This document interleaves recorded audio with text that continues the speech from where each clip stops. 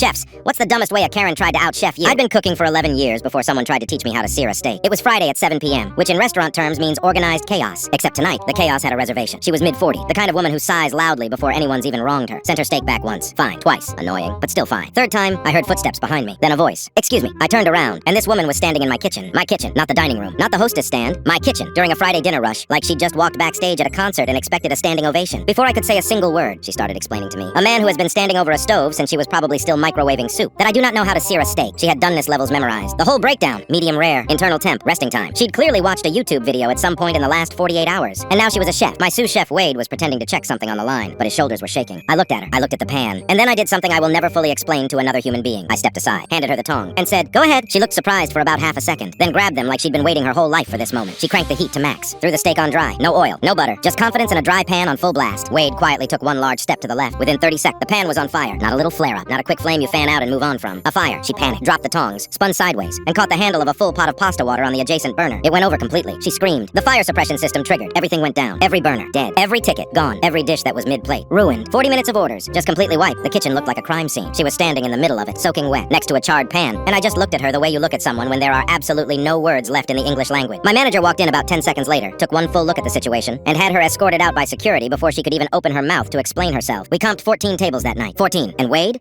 He filed a formal complaint the next day. Not about the fire, about being handed the tongs too slowly.